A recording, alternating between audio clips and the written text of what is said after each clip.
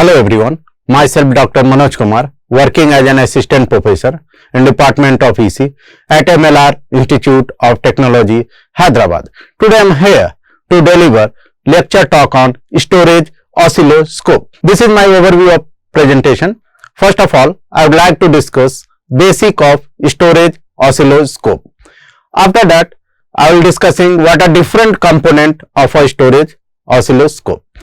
Finally, I will taking the working principle followed by some applications. Now, first I will take the basic of storage oscilloscope. As the name is suggesting, storage oscilloscope. It will stores the waveform in a memory or in some other material. So, basically in normal CRO or in normal oscilloscope, we doesn't have any provision of storing the waveform.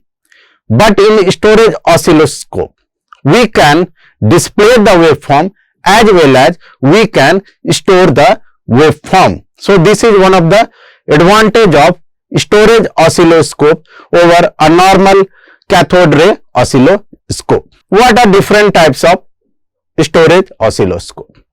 Basically, these are analog storage oscilloscope and other one is digital storage oscilloscope. See, already I have discussed that in conventional CRO, there is one electron gun which is also called writing electron gun. Vertical plate is there, horizontal plate is there. So, whenever the electron is ejected from the gun, by the help of vertical and horizontal plate, it moves in y-axis and x-axis respectively. Means signal on vertical deflection plate will move this electron beam towards y-axis and horizontal plate will move the electron towards x-axis.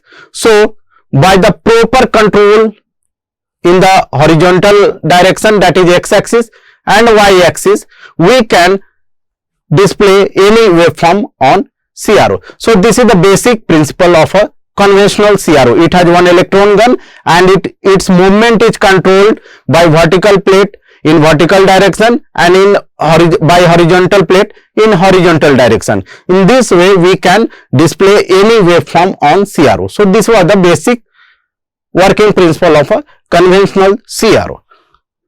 So, the question arises, then how the construction of a storage oscilloscope is different from the normal or conventional CRO. So, here we will see. So, first of all, we would like to discuss analog storage oscilloscope construction. How it is different from the normal CRO as already we discussed previously. So, in this way, in this we can see that one writing gun is there. In normal CRO also one writing gun is there. One VDP is there. In normal CRO also vertical deflection plate is there. Here HDP is here, horizontal deflection plate. In normal CRO also HDP is there. So, up to this, it is similar to the normal CRO. The only additional component in the analog storage oscilloscope is that it consists of additional flood guns, one collector mesh, one storage mesh and one collimator electrode. So, one by one we will discuss what do you mean by collimator electrode, collector mesh and storage mesh. So, basically an analog storage oscilloscope consists of a CRT, writing gun, flood gun, collimator, storage mesh and collector mesh. As the name is suggesting, flood gun, it will also eject electron like this writing gun. The only difference is that flood gun emits the electron of low velocity. Okay. So, flood gun is also type of electron gun only which will eject low velocity electron. Now, here we can see that collimator electrode which is just placed adjacent to the screen of a CRO.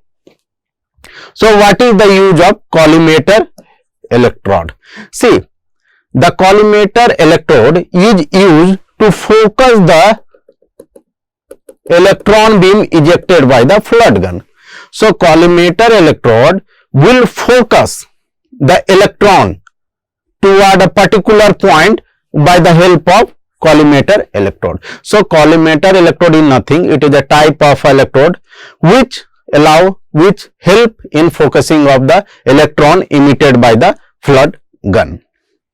Now here we can see that in normal CRO a phosphor screen is there. Already we discussed in the previous slide. Here we can see that already one phosphor screen is there. But in addition to phosphor screen, in analog storage oscilloscope, one storage mesh is there. Storage mesh is nothing. It is a type of dielectric substance. Dielectric substance or material. Okay.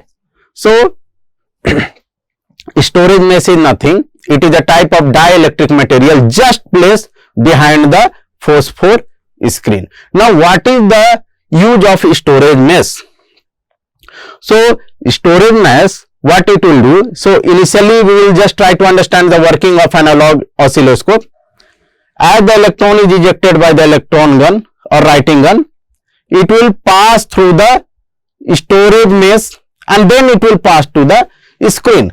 So, wherever the electron beam strike the storage mesh, there one positive charge is induced. Suppose like that some positive charge are induced in this storage mesh. So, storage mesh is a type of dielectric, that's why whenever the electron strike the storage mesh, some positive charges are developed on the surface of storage mesh. And after passing the storage mesh, it finally displayed on the phosphor screen or normal CRO screen. So here we can see that as the electron is passing through the storage mesh, it is developing some positive charge and thereafter it is displaying the final waveform on the screen. Now we will take the second case. Now in second case, we will just switch off the writing gun.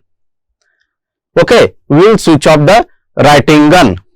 Now, how we can display the waveform which has been stored in the storage mesh? Let's see. Already we have stopped the writing gun. Now we will switch on the flood gun. Flood gun. This flood gun will emit some electron. Okay. As this electron have to pass through the storage mesh. So, wherever there is positive charge on storage mesh, from that point only the electron will pass and it will displayed on the CRO screen. Suppose, and from the remaining part the electron will get repelled and it will collected by the collector mesh. So, the simple thing is that the storage mesh stores the waveform in the form of positive charge. Just we can imagine that we are writing on a paper and you just place one carbon copy below your paper. So what will happen? Whatever the things written on a paper, that is as it is printed or outlined on the carbon paper. So just you can imagine that storage mesh is nothing, a type of carbon paper, and CRO screen is your paper. So whatever the thing, suppose sine wave displayed earlier, that thing also stored in the storage mesh with the help of positive charge. Like this, it is stored in the storage mesh in the form of positive charge. Now whenever we switch off the writing gun and again we want that, I want to see that waveform which I already displayed earlier. So I will switch on the flood gun. This flood gun will emit the low velocity electron, and this low velocity electron will be attracted by this positive charge and it will pass to the screen, and remaining electron will repel back. Okay, so in this way, even after switching off the writing gun, we can easily display a sine wave on a CRO screen. So this is the basic construction and working of analog storage oscilloscope. So in analog storage, we have to remember that apart from the normal CRO, we have some additional component like flood gun, collimator, storage mesh and collector mesh. These four components are additional, as compared to normal CRO construction. So if you place this 4 component in a normal CRO as shown in the diagram, you can easily construct a analog storage oscilloscope, and its basic mechanism is that it consists of storage mesh which store the waveform in the form of positive charges. So this is the basic principle of an analog storage oscilloscope. The only demerit is that these charges can be stored up to few hours, 1 to 2 hours, 3 hours, maximum 10 hours, not more than 10 hours. We can't store the waveform in an analog storage oscilloscope for a lifelong time. So in order to avoid this limitation, or in order to overcome this limitation, we have designed digital storage oscilloscope. This is digital storage oscilloscope. We have already seen that this is a normal CRO. Already we have a discussion on this normal CRO. So how to construct a digital storage oscilloscope? Just you connect one ADC. ADC means analog to digital converter, and then you connect one memory, then again DAC, digital to analog converter. So if you connect these 3 blocks in a normal CRO, it becomes digital storage oscilloscope. So some additional component in a digital storage oscilloscope are ADC, memory and DAC. These 3 blocks are additional component that are present in digital storage oscilloscope. So if you have normal oscilloscope, just to connect ADC, memory and DAC as shown in the diagram, you can easily construct a digital storage oscilloscope. Let us understand how it works. So first of all, suppose I want to display this analog signal. So analog signal pass through amplifier, it will just strengthen its amplitude.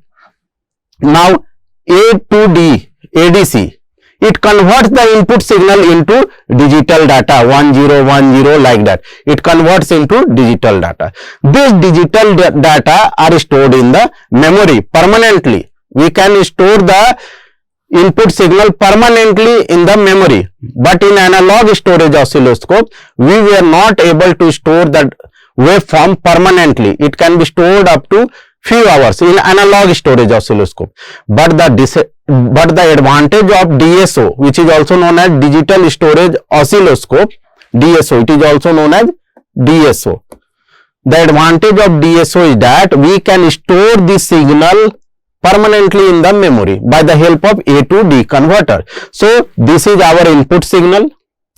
So first of all, I converted to analog to digital and stored in the memory. After that, again I converted this digital data into analog signal. DAC means digital to analog. Why there is again need of conversion to digital to analog? Because these signals are directly given to the vertical plate. If you give the digital data to the vertical plate, it will not understand. It only understand the analog voltage. So what we are doing here, first we are taking one input signal. We are storing the information of a input signal in a memory. After storing, again we are converting, reconstructing that digital signal into that analog sine wave signal and again given to the vertical plate so that we can get a sine wave on the screen. So in digital storage, the only thing is we are doing that we are converting analog to digital and storing in the memory. So even though we don't have analog input signal, and in future if you want to see that waveform, then what we will do, we will just with the help of control logic, we will switch on the memory data and through DAC it will again we can see the sine wave. So this is the one of the advantage of DSO over analog storage oscilloscope, that DSO can store your waveform for a lifelong in a memory, but analog storage oscilloscope can only store the waveform for a few hours. So this is the basic difference between analog and digital storage oscilloscope. Let's see some application. It is widely used to display and store different types of waveform, widely used in the communication system, in biomedical field. So these are some application of storage oscilloscope. Thank you.